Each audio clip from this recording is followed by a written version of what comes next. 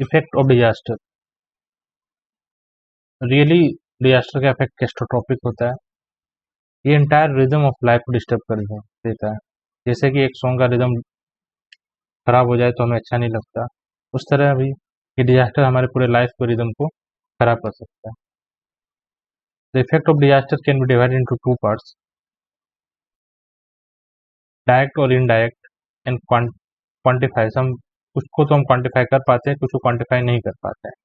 जैसे एग्जांपल देखें हम, कोविड के दौरान बच्चों का एजुकेशन लॉस हुआ, लॉस ऑफ एजुकेशन, मगर इसको हम क्वांटिफाई नहीं कर सकते हैं कि कितने बच्चे, कितने ट्रिलियन का लॉस हुआ। जैसे हम देखते हैं यहाँ पर, आप देखिए अगर कोई कल्चरल हमारा हेरिटेज वो खराब हो जाए डिजास्टर के कारण, जैसे इटली का हम एग्जांपल लेते हैं। इटली में सबसे ज़्यादा नेचुरल हेरिटेज हेरिटेज साइट है, यूनेस्को वाले हेरिटेज साइट सबसे ज़्यादा है, मैक्स है। और यहाँ पर डिजास्टर भी खूब सारे आते हैं, अभी हम पढ़ेंगे आगे कि क्यों आते हैं, टेक्टोनिक प्लेट वाला कॉन्सेप्ट। यहाँ डिजास्टर भी खूब सारे आते हैं। तो यही हुआ, 2009 में एक कैथेड्रल था वो डिस्ट्रॉय हो गया। तो उस तरह को हम क्वांटिफाई करना मुश्किल है, क्योंकि उसकी कोई केवल लैंड की वैल्यू या बिल्डिंग की वैल्यू तो नहीं बता सकते। इसी तरह यहाँ इम्पैक्ट है, डायरेक्ट, इनडायरेक्ट और टर्सरी करके। इसमें से कुछ कुछ जो इम्पोर्टेंट है उसको मैं हल्का सा बता देता हूँ। जैसे कि यहाँ पर है एक्सपोर्ट और इम्पोर्ट। क्या होगा, डिजास्टर होगा तो एक्सपोर्ट इम्पोर्ट में क्या अंतर होगा। जैसे किसी कंपनी है, कोई कंपनी है, उसका ह्यूमन रिसोर्स लॉस होगा, एचआर लॉस होगा, उसके फिजिकल इक्विपमेंट लॉस हो सकता है, फिजिकल इक्विपमेंट लॉस हो सकता है। तो इसी तरह कंपनी क्या क्या होगा, मान लीजिए कोई ब्रिज टूट गया तो सप्लाई सप्लाई चेन जो अपना है वो खराब हो जाता है। तो इस तरह से ट्रेड को तो नुकसान होता है, सप्लाई चेन डिसरप्शन हो जाती है डिजास्टर के कारण।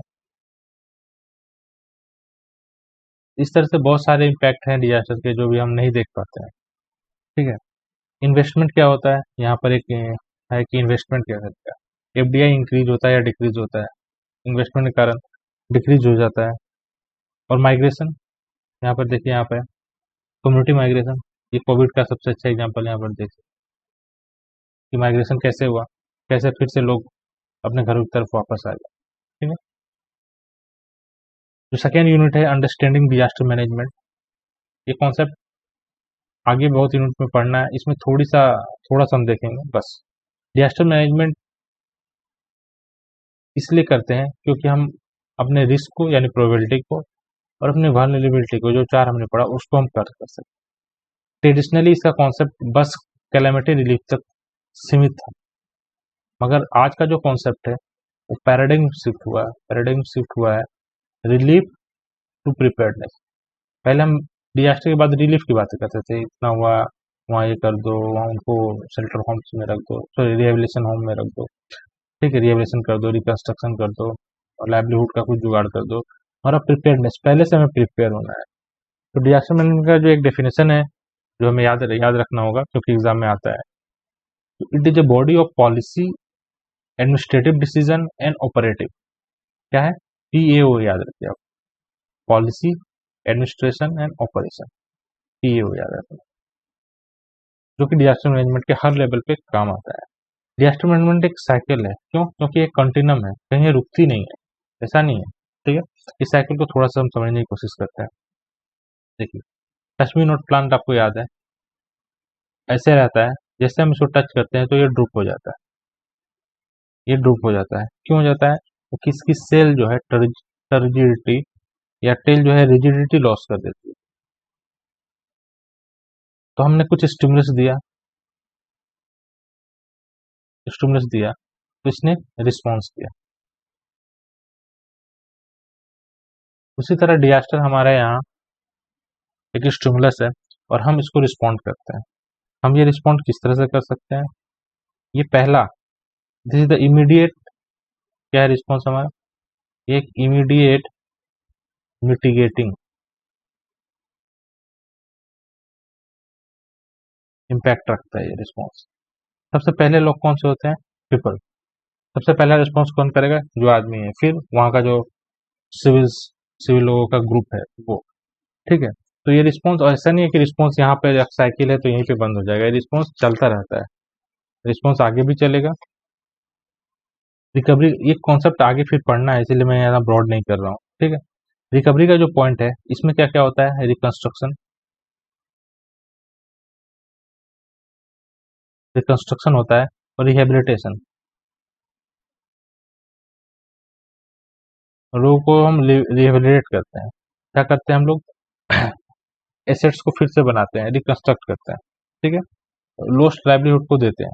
फिर जो अपना कॉन्सेप्ट आया डेवलपमेंट का, डेवलपमेंट का कॉन्सेप्ट, इसको भी समझने के लिए हम थोड़ा सा कोई एक रियल लाइफ एग्जांपल ले ताकि हम समझ में आ जाए। देखिए डेवलपमेंट होता है, डेवलपमेंट होता है, फिर डिजास्टर होता है, डिजास्टर आएगा, डेवलपमेंट करेंगे, डेवलपमेंट होगा, फिर से डिजास्टर होगा, तो एक साइकिल तरह चलता ही रहता है।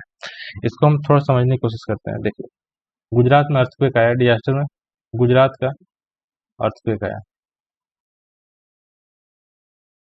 कब आया, ये जैन 2001 में, ठीक है, सबसे पहले। तो सबसे पहला रिस्पॉन्स, रिस्पॉन्स के नाम पे हमने क्या आया, इसको डी डी मान लें। तो रिस्पॉन्स के नाम में क्या आया, आर्मी आई, एनजीओ आए, फूड्स आया, रिलीफ रिलीफ दिया गया, रिलीफ हुआ, फूड आया, ठीक है। उसके बाद क्या हुआ, तीसरा रिकवरी हमने थोड़ा सा करना चालू किया, कब, जब थोड़ा समर का महीना आया, समर 2001 आया, तो हम अपना रिलीफ चालू किए। जस्ट अ सेकेंड,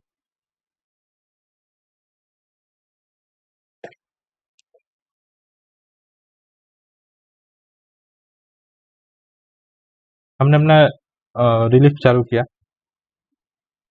हमने क्या किया, जो हमारी कम्युनिटी बिल्डिंग टूट गई थी, जो कम्युनिटी बिल्डिंग टूट गई थी उसको रिकंस्ट्रक्ट किया मोहल्ले में, कम्युनिटी बिल्डिंग को रिकंस्ट्रक्ट किया गया रिकवरी के दौरान। फिर क्या हुआ, फिर थोड़ा टाइम में धीरे धीरे जब 2003 का टाइम आया तो डेवलपमेंट होने लगा वहाँ, डेवलपमेंट मतलब थोड़ा सा आगे पहुंच गया, जैसे अच्छे रोड बन गए, गुड रोड नेटवर्क, नए स्कूल्स बन गए, तो हमारा डेवलपमेंट हो गया, ठीक है। फिर मिटिगेशन और प्रिपेयरनेस स्टेप में हमने क्या किया, हमने अवेयरनेस फैलाया, कम्युनिटी अवेयरनेस, क्या करना चाहिए, डूज डोंट्स, ये सब हमने फैलाया। और फिर क्या हुआ, 2004 में वहां साइक्लोन आ गया। इस तरह से ये चलता रहता है साइकिल, ये एक रियल लाइफ एग्जांपल से लेकर हम इसको समझने की कोशिश करेंगे। इस तरह से डेफिनेशन रट के कोई यहाँ फायदा है नहीं। सेकंड, ये इंपॉर्टेंट है, ये हमारे एग्जाम में आता रहता है, बस एक पेज में इसको समझने की कोशिश करेंगे। इंस्टीट्यूशनल फ्रेमवर्क क्या है डीएम का इंडिया में, तो डिजास्टर मैनेजमेंट एक्ट है जो 2005 का, ये सब कुछ बताता है कि किस तरह का इंस्टीट्यूशन रहेगा हमारे। ये तीन चीजों को दिया है हमें इंडिया में, नेशनल डिजास्टर मैनेजमेंट अथॉरिटी, उस तरह स्टेट का और उसी तरह डिस्ट्रिक्ट का, ठीक है। मगर क्योंकि हमारी पॉलिटिक्स है, पॉलिटी है, वो फेडरल है, इसका मतलब है कि अगर ऐसा है कोई, यहाँ सेंट्रल गवर्नमेंट है, यहाँ गवर्नमेंट है, यहाँ हमारे सेंट्रल है, सेंट्रल गवर्नमेंट है, तो ये अपना पावर डिवोल्व या देती है, इस तरह करके देती है लोकल गवर्नमेंट को या स्टेट गवर्नमेंट, ये अपनी पावर लोकल गवर्नमेंट या स्टेट गवर्नमेंट को देती है। इसका मतलब हमारी जो पॉलिटी है वो फेडरल है, ठीक है। और हम इंडिया में 3 टायर यूज करते हैं, हम इंडिया में 3 टायर यूज, ठीक है। जो फर्स्ट टायर होता है वो सेंट्रल गवर्नमेंट होता है, फिर स्टेट गवर्नमेंट और फिर लोकल गवर्नमेंट। तो हमारी पॉलिटी इस तरह से चलती है, सेंट्रल गवर्नमेंट, स्टेट गवर्नमेंट और डिस्ट्रिक्ट गवर्नमेंट। जो प्राइम रिस्पॉन्सिबिलिटी और डिजास्टर मैनेजमेंट की, वो स्टेट के हाथों में है। और ऐसा क्यों किया गया है, क्यों हमारा रिस्पॉन्सिबिलिटी होता है, इसको समझने की थोड़ी देर में कोशिश करेंगे। सबसे पहले ये डायग्राम ही जब आएगा तो ज़्यादा लिखने की बजाय कि एक डायग्राम बना दे और कम शब्दों में क्लियरली अपने आइडियाज को हम एग्जाम में लिख के आए। तो सबसे पहला है कि एनडीए में क्या है, एनडीएमए को किसने दिया? डिजास्टर मैनेजमेंट एक्ट ने। इसको कौन चेयर करता है? Prime minister. इसको चीफ मिनिस्टर। ठीक है, ये एपेक्स बॉडी है, सारे पॉलिसीज गाइडलाइंस एनडीएमए बनाती है। ठीक है, एक क्या एक इंस्टीट्यूशन है जैसे हमारा स्कूल होता है, ये इंस्टीट्यूशन क्या करेगी? जैसे एचआर डेवलपमेंट, सेम चीज ये काम करता है। और ये क्या है? इसके बटालियंस होते हैं एनडीआरएफ का, फोर्स है। ठीक है, जो कि किसके अंदर आता है? मिनिस्ट्री ऑफ होम अफेयर्स के अंदर में। नोडल मिनिस्ट्री ऑफ डिजास्टर के लिए यही है, नोडल मिनिस्ट्री। बाकी हर के लिए अलग अलग है, मगर पूरे के लिए नोडल मिनिस्ट्री यही है। ठीक है, नेशनल एग्जीक्यूटिव कमेटी क्या है? ये एनडीएमए को असिस्ट करती है। इसको क्या करेगी? असिस्ट करेगी। और इसके जो होम सेक्रेटरी होंगे, यूनियन होम सेक्रेटरी इसको चेयर करते हैं। और बाकी बहुत सारे, केवल मिनिस्ट्री ऑफ एग्रीकल्चर एटॉमिक के नहीं, बाकी भी बहुत सारे मिनिस्ट्री के जो सेक्रेटरीज है वो इसके सॉरी मीटिंग में आते हैं। मिनिस्ट्री ऑफ होम अफेयर्स के पास ओवरऑल चार्ज है। एनआईडीएम को मैंने बता दिया, एचआर डेवलपमेंट करती है। स्टेट डेवलपमेंट में सीएम की है और ये स्टेट वाइज अपना प्लान तैयार करती है। डीडीए में भी अपना प्लान तैयार करती है और ये प्लान को एग्जीक्यूट इम्प्लीमेंट करती है डिस्ट्रिक्ट लेवल पे। लोकल अथॉरिटी क्या करती है? अपना कैपेसिटी बिल्डिंग। एक छोटा सा एग्जांपल है, ये एग्जांपल है एलिवेटेड हैंड पंप्स का। क्या एग्जांपल है? Elevated hand pump. ये यूपी गवर्नमेंट ने ये देखा कि क्या करना है हमें, कि एक हाईएस्ट फ्लड लेवल जो होता है हमारा, हाईएस्ट फ्लड लेवल, उसके ऊपर हमें चापाकल लगाना है। जैसे मान लीजिए ये लेवल है, यहाँ तक मैक्सिमम कभी ना कभी बारिश गई होगी, तो हमें इसके ऊपर चापाकल लगाना है। ठीक है, बस इतनी हाइट देने से और ये स्ट्रक्चर होने से बहुत एडवांटेज आया है इसका। छोटा सा कंट्रीब्यूशन। ठीक है, तो ये हमने यूपी गवर्नमेंट का आइडिया को एनडीएमए ने भी लिया है, तो इसलिए लोकल पार्टिसिपेंट जरूरी है। अब सेंट्रल गवर्नमेंट को क्या पता है किस तरह आपका कितना पानी भरता है? हाँ, एक लेवल तो होती है जियोलॉजी की, मगर इतना क्रूड आइडिया तो उसी को होगा, इतना फाइन आइडिया तो सॉरी फाइन आइडिया तो उसी को होगा जो वहां रहता है। इसलिए लोकल लोकल पॉपुलेशन को पार्टिसिपेट करना बहुत जरूरी होता है। अगर लो होता, अगर नीचे होता यहाँ पे, तो सब मर्ज हो जाता, मगर अब नहीं होगा। ठीक है, चलिए नेक्स्ट आते हैं कमिटीज। तो कमेटी क्या है? बहुत सारे कमेटी बनती है। जैसे एक कमिटीज क्या होता है कि कमेटी जो बनाते हैं उसके जो पीएम के हाथ में होती है हमारे। और बहुत बार कमेटी बनती है और उस कैबिनेट कमेटी उसको स्क्रैप कर जाती है। क्या होता है? एक होता है ट्रांजेक्शन ऑफ बिजनेस, थोड़ा समझने की कोशिश करते हैं। ट्रांजेक्शन ऑफ बिजनेस, ये प्रेसिडेंट बोलता है कि transaction of business her ministry का जो होगा वो minister of charge, minister in charge जो होगा, minister of charge of department और मिनिस्ट्री, वो देखेगा। मगर क्या सारी बात एक मिनिस्ट्री संभाल सकती है? एक ही मिनिस्ट्री के अंदर आता है? नहीं, इतना वाटर टाइट डिफ्रेंसिएशन तो होता नहीं है। तो कभी कभी क्या होती है कि एक डिपार्टमेंट के हाथ में नहीं होता है, तो उस समय कॉन्करेंस की जरूरत होती है। ठीक है, तो बहुत बार कैबिनेट कमेटी बनाया जाता है। ठीक है, कैबिनेट कमेटी को अभी जैसे करेंटली 8 कमिटीज हैं, बाकी एडॉक कमेटी भी बनती रहती है। तो जैसे सिक्योरिटी कमेटी है, स्ट्रक्चर एक्सेट्रा। इसके पहले जो था एक हमारा नेचुरल कैलामिटी कमेटी था, नेचुरल कैलामिटी कमेटी। इसको 2014 में स्क्रैप कर दिया गया। देखिए बुक में जो दिया हुआ है बहुत अपडेटेड नहीं है, इसलिए उन सब चीज़ों में जहाँ जहाँ नहीं है उसको मैं नहीं बता पा रहा हूँ। ठीक है, उसको स्क्रैप कर दिया गया नेशनल कैलामिटी कमेटी को। तो अभी जो देख रहा है कैबिनेट कमेटी ऑफ सिक्योरिटी, जो कि क्या करती है, आपके न्यूक्लियर, बायोलॉजिकल और केमिकल इमरजेंसीज को देखती है। और एक नेशनल क्राइसिस कमेटी है जिसको हेड करते हैं कैबिनेट सेक्रेटरी जी, वो ओवरसी करती है ओवरऑल डिजास्टर रिस्पॉन्स को। बाकी हर मिनिस्ट्री को कुछ ना कुछ दिया गया है जो उसके अंतर्गत आता है। जैसे भी आप कोविड में देखे होंगे कि कौन आके कॉन्फ्रेंस करता था? हेल्थ मिनिस्ट्री के लोग। ठीक है, उस तरह केमिकल डिजास्टर होगा, जैसे भोपाल का स्ट्रेटजी हुई तो एमओएफसीसी के अंदर आएगा। एयर एक्सीडेंट हो तो मिनिस्ट्री ऑफ सिविल एविएशन जो कमर्शियल पायलट का लाइसेंस देता है। रेलवे के लिए रेलवे मिनिस्ट्री आती है। और जिस और भी बहुत सारे नोडल एजेंसीज हैं, जैसे कि मान लीजिए कि लैंडस्लाइड हुआ तो इसको कौन देखेगी? Geological survey of India. तो इस तरह करके अलग अलग रिस्पॉन्सिबिलिटी बांटी गई है, मगर ओवरऑल ओवरऑल किसके हाथ में? मिनिस्ट्री ऑफ होम अफेयर्स की गाइडलाइंस ओवरऑल जो देखी जाती है। अब है कि हाँ भैया पैसे चाहिए, पैसे कहाँ से आएंगे, फंड के बारे में, फंड के बारे में। तो ये सेक्शन 46 जो डीएम एक्ट है वो बताता है कि फंड के बारे में बात करता है। ठीक है, पहले इसका नाम कंटीजेंसी फंड था, नेशनल कैलेमिटी कंटीजेंसी फंड, जो कि एनडीआरएफ कर दिया गया। ठीक है? तो हमें ये जानना है कि फंड के बारे में डीएम एक्ट बात करता है, फर्स्ट थिंग। और ये फंड सेंट्रल गवर्नमेंट के द्वारा मैनेज होता है जो कि जो स्टेट वाले जो फंड होता है उसको सपोर्ट करता है, उसको सप्लीमेंट करता है। ठीक है, सोर्स ऑफ जो फाइनेंस होता है वो सेस के थ्रू होता है। सेस क्या होता है, टैक्स के ऊपर लगता है और इसको शेयर नहीं करते हैं, ये सेस के थ्रू होता है। और कैलेमिटी कंडेंसी ड्यूटी भी होता है और बजटरी सपोर्ट भी इसको थोड़ा थोड़ा मिलता है। ठीक है, मगर ये पब्लिक अकाउंट में होता है। पब्लिक अकाउंट के होने का ये मतलब है कि यहाँ जो गवर्नमेंट है, जो हमारा सेंट्रल गवर्नमेंट है, वो मियरली एज ए बैंकर, हमारा जो गवर्नमेंट है मियरली बैंक की तरह बैंकर के हिसाब से काम करेगा, मियरली एज अ बैंकर। हम जाके अपना पैसा बैंक में जमा कर देते हैं, क्या बैंक का वो पैसा हो जाता है? नहीं। इस तरह गवर्नमेंट के अकाउंट में है वो, उन्हें कभी ना कभी हमें देना है। ठीक है, तो यहाँ पर पार्लियामेंट का अप्रूवल नहीं लगता है, यहाँ पार्लियामेंट का अप्रूवल नहीं लगता है। और ये केग ऑडिट कर सकता है। केग ऑडिट वाला कॉन्सेप्ट इसलिए जरूरी बहुत हो रहा था ना, पीएम केयर्स फंड जो कोविड के लिए आया है, पीएम केयर्स, ये मार्च और 2020 में आया, कोविड के लिए बोला गया था।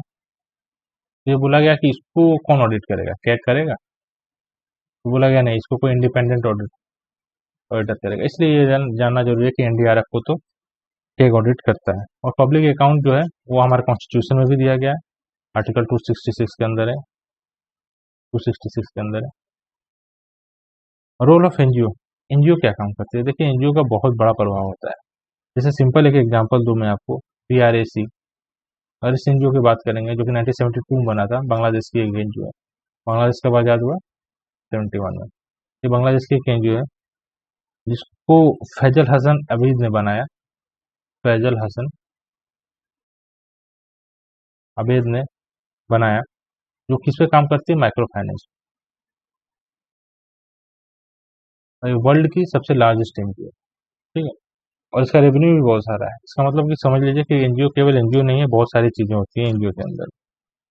तो एनजीओ का क्या काम है? ये गवर्नमेंट और कम्युनिटी के बीच में कोहेशन, लिंक लिंक है। ठीक है, और सिविल सोसाइटी, सिविल सोसाइटी में कोई भी कोर्सन नहीं है। ऐसा नहीं कि किसी को पकड़ के लाएं, हम ये चलो समाज सेवा करना, ऐसा नहीं। सब अपनी इच्छा से है। जैसे हम पढ़ाई जब बिना पापा के बोलने से करते तो कम करते हैं, मगर अपने से अच्छे से करते, उसी तरह किसी को जबरदस्ती नहीं कराई गई है। ठीक है, इसलिए सब अपने इंटरेस्ट, सबका फायदा है, सबके पर्पस है, इसलिए। तो यहाँ पर जो बुकलेट में दिया गया है, इस तरह से बहुत सारे हैं। जैसे प्री डिजास्टर, डिजास्टर के दौरान, प्री डिजास्टर में सबसे पहले क्या होता है, मतलब प्रिपेयरनेस वाला फेज है, तो हम अवेयरनेस फैलाएंगे, ये हमें याद रखें। प्रिपेयरनेस वाला फेज में एक पॉइंट तो रहेगा ही रहेगा, पर वो करेंगे, अवेयरनेस फैलाएंगे और ट्रेनिंग देंगे, दो काम करते हैं प्रिपेयरनेस वाले फेज में। ड्यूरिंग द डिजास्टर सबसे इंपॉर्टेंट काम है रिलीफ करना, रेस्क्यू, फर्स्ट एड सबसे इंपॉर्टेंट है। किसी को चोट लगी है तो, ठीक है, वाटर क्योंकि कंटेमिनेट हो जाता है, पीने का पानी, खाना, दवाइयाँ, ये सब जरूरी है जो कि एनजीओ सपोर्ट करती हैं। ठीक है, पोस्ट डिजास्टर क्या है? रिहेबिलिटेशन, लाइवलीहुड प्रोवाइड करना किसी को, असिस्टेंस, किस तरह के असिस्टेंस, जो कि विडोज हो गए हैं, जो कि ऑर्फन है, उन लोगों को असिस्टेंस। जैसे एक सिंपल सा एग्जांपल है कि अभी कोविड हुआ था, कोविड-19 में एनजीओ ने क्या रोल प्ले किया? एक तो हम यहाँ पर बोल सकते हैं जो ट्रांसपोर्ट किया, ट्रांसपोर्टेशन में, ट्रांसपोर्टेशन ऑफ माइग्रेंट वर्कर, उनको हेल्प किया गया। ठीक है, फूड खाने में, क्रिटिकल हेल्थ सिस्टम, बहुत ही चरमरा गई थी हमारी व्यवस्था, वहाँ पे हेल्प किया इन्होंने। मिस इन्फॉर्मेशन को और इन दबाने और इन्फॉर्मेशन को फैलाने का इन्होंने काम किया। ठीक है, supporting women and young people, तो इस तरह से करके एनजीओ का बहुत सारा रोल था। सेटिंग अप आइसोलेशन वार्ड इन फ्रेजाइल सेटिंग, बहुत ही जहाँ पर मुश्किल था हॉस्पिटल्स को या गवर्नमेंट को पहुंचना, वहां पर जाके इन्होंने अच्छे अच्छे काम किए हैं। ठीक है, अब हमारा जो नेक्स्ट यूनिट है, अब हम इंडिविजुअल डिजास्टर के बारे में पढ़ेंगे।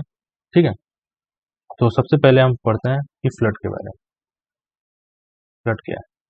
नॉर्मल डूब गया सब कुछ, पानी बाहर आ गया, जो फ्लड कहते हैं। एक छोटा सा जो कि बुकलेट में दिया हुआ है, हम देख लेते हैं।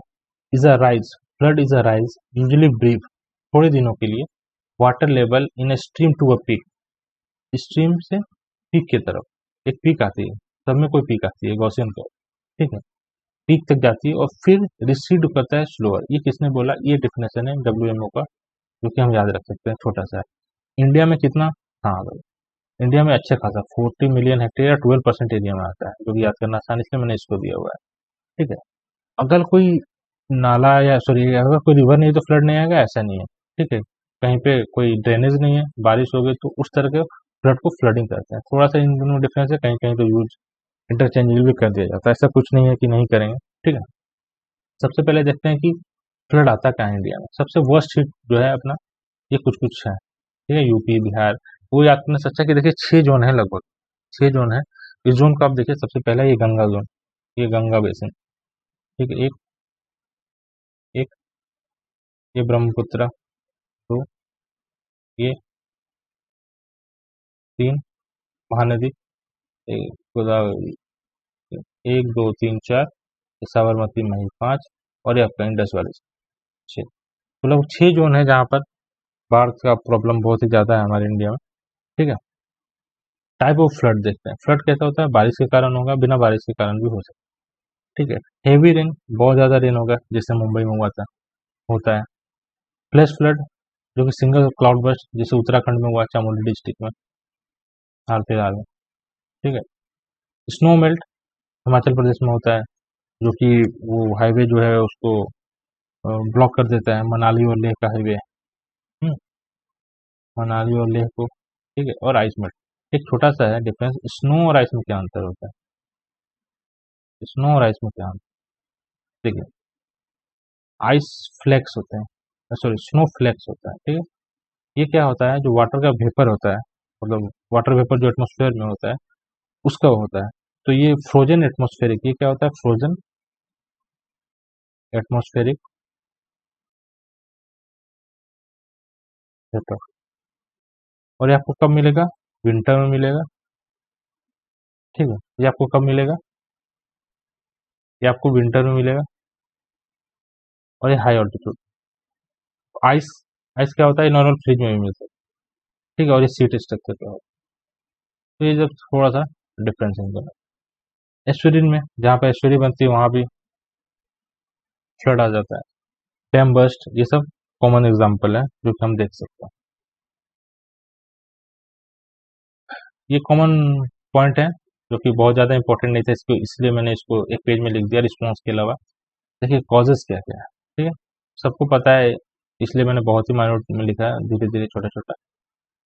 क्लाइमेटिकल कॉज, बहुत ज़्यादा बारिश हो गई, हमारे पास ड्रेनेज नहीं है, आउटलेट नहीं है, और ह्यूमन हम जो इंक्रोच कर लेते हैं, ठीक है। प्रिपेयरनेस, ये सबसे इंपॉर्टेंट पार्ट है। अब देखना, डिजास्टर मैनेजमेंट साइकिल में पहले ये जो साइकिल पढ़े पढ़े थे आप, यहाँ डिजास्टर है तो यहाँ पर प्रिपेयर, खुद प्रिपेयर रहना है, तभी तो आप रिस्पॉन्स करोगे डिजास्टर। यहाँ प्रिपेयर रहोगे, डिजास्टर आया तभी तो रिस्पॉन्स करोगे। तो प्रिपेयर हमें रहना है, ठीक है। और प्रिपेयर रहेगी, इसका मतलब जो हमारी सबसे कैपेसिटी कम है कम्युनिटी के पास, वो प्रिपेयर रहेगी। और एक बार प्रिपेयर रहेगी तो उसका इम्पैक्ट कम हो जाएगा। जैसे कि एक है living with flood concept. Flood तो आएगा, इसको तो हम रोक नहीं सकते, ठीक है। तो हम उसको उसके साथ जीने का तरीका ढूंढना होगा। इम्पैक्ट क्या होता है? 5D, 5D, 1D, death, destruction, degradation, disease and displacement. Physical damage, सब कुछ हम लोग बोलते हैं सब कुछ बाहर ले गया, passing away of the structures. Epidemic का खतरा रहता है, मलेरिया, डायरिया, स्ट्रक्चर का। और वाटर सप्लाई, वाटर कंटेमिनेशन भी होता है, ठीक है। फोरकास्टिंग कौन करता है? सेंट्रल वाटरिंग कमीशन, CWC करती है। इसको भी हो रहा है एक्सचेंज करने के लिए, देखते हैं क्या होता है। डेंजर लेवल जो डिसाइड होता है वो हर डिस्ट्रिक्ट लेवल पे होता है, कॉमन भी है, हमारा हर डिस्ट्रिक्ट लेवल पे होता है। क्या करता है? अगर फोरकास्ट किए तो आप टाइमली फोरकास्ट हुआ तो लोगों को एक जगह से हटा सकते हैं हम। मूवेबल प्रॉपर्टी, अपनी कार है उसको अंदर रख ले, जो भी है मूवेबल, जो भी मूव हो सकता है, घर को तो हम नहीं हटा सकते हैं। सेटिंग ऑफ रिलीफ कैंप, ठीक है। और मेडिकल रिलीफ, सब कुछ ला के दवाई ववाइयाँ जो एनजीओ है उनको बता दे तो रख सकते हैं वो लोग, ठीक है। रिस्पॉन्स, अब देखिए प्रिपेयरनेस, ये हम प्रिपेयर थे, ठीक है, डिजास्टर आ गया, अब हम रिस्पॉन्स देंगे। सबसे पहला रिस्पोंडेंट कौन होगा? जो इंसान वहां रहता होगा। तो सबसे पहला पीपल है, क्योंकि उन्होंने डिजास्टर फेस किया। तो सबसे पहले अगर हमने इनको मजबूत कर दिया, इसलिए अवेयरनेस अवेयरनेस चिल्लाते रहते हैं, वर्ड का मतलब नहीं समझ में आता है। अगर हमने इनको अवेयर कर दिया तो हमारा आधा काम खत्म, ठीक है। People in the community are the first responder, तो इसीलिए उनको होना जरूरी है। क्यों?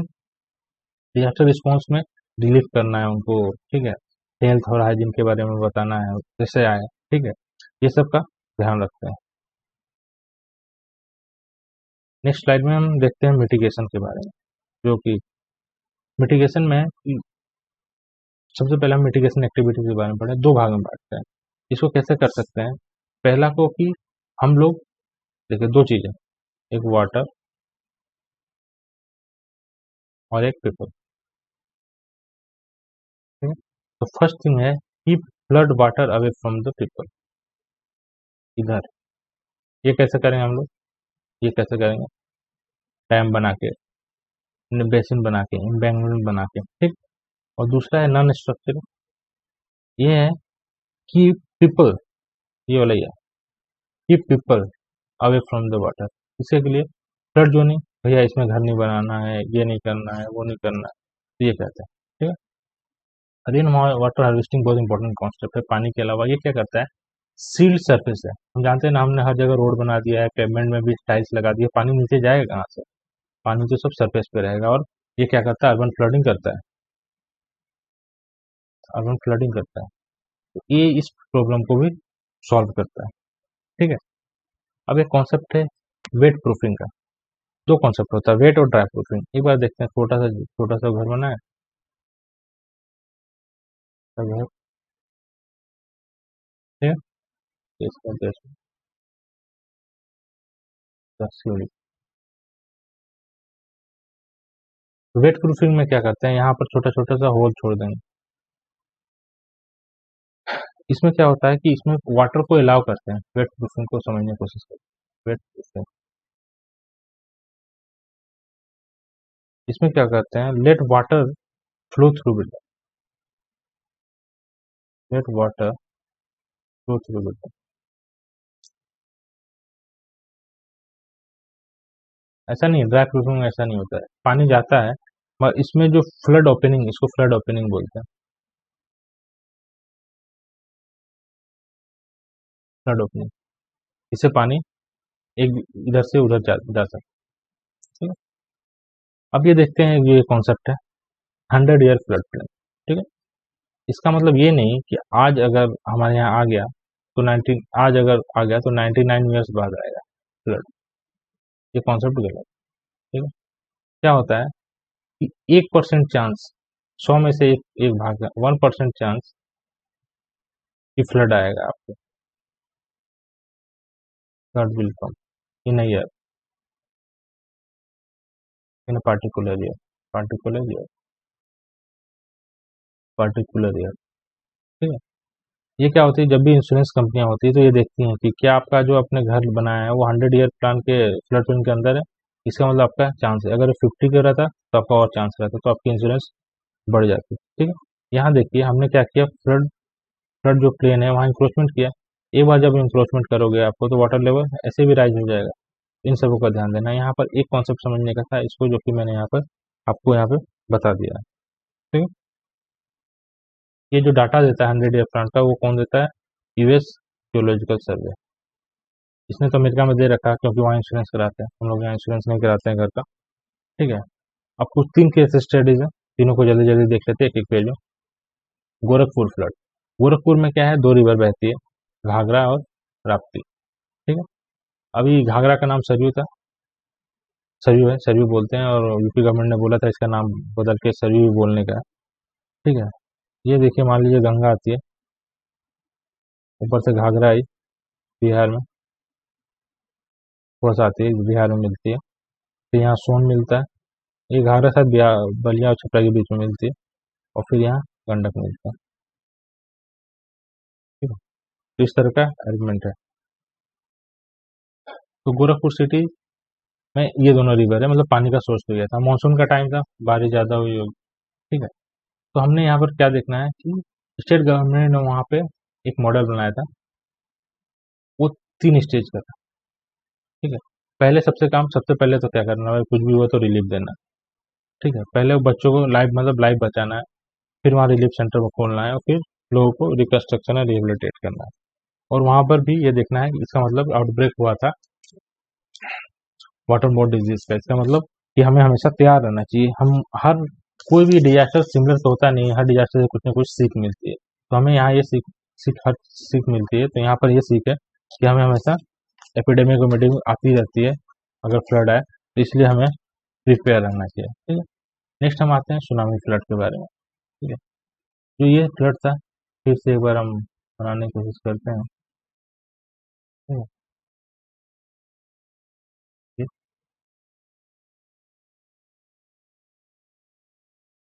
छोटा सा जल्दी से बनाएं।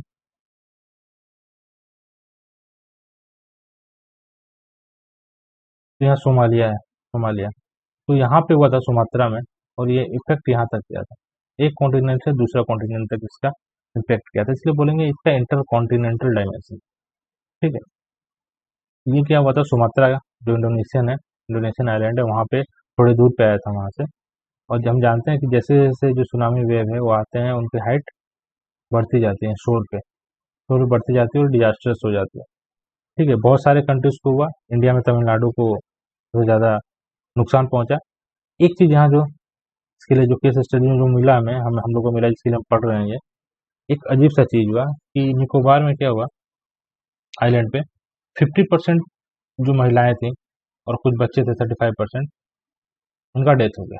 इसका मतलब कि वहां पर कॉन्सेप्ट ऑफ डिलेड जनरेशन आ गया। इसका मतलब है कि when the present generation of adult ages, जो आज के एडल्ट लोग हैं, जो आज के एजेंट लोग हैं, वो कल को जब बूढ़े हो जाएंगे, ठीक है, तो जो नेक्स्ट एडल्ट का जो आने वाले एज है, उनको आने में टाइम लगेगा। क्यों? क्योंकि हमने पूरा सेक्स रेशियो ही बदल दिया। तो ये इंपॉर्टेंट चीज था वहाँ के मतलब। ठीक है, मुंबई फ्लड। मुंबई फ्लड में हम देखेंगे कि जो वहाँ का म्यूनसिपल कॉरपोरेशन है, वो one of the richest body है। मतलब कि इसका 30,000 से 40,000 करोड़ के बीच में इसका बजट, सॉरी इसका रेवेन्यू है, जो कि बहुत सारे गोवा, सिक्किम से ज़्यादा है। ठीक है, और इसका रेवेन्यू सरप्लस भी बहुत है, इसका रिजर्व भी बहुत है। इसका रिजर्व भी 60-70 हज़ार करोड़ के पास है, जो कि दिल्ली के बजट से ज़्यादा है। ठीक है, पॉपुलेशन की बात करें तो सबसे ज़्यादा पॉपुलेशन किस सिटी में, टोक्यो में, करीब इतना करोड़। ठीक है, सेकेंड नंबर पे अपना दिल्ली है। ठीक है, करोड़ के आसपास।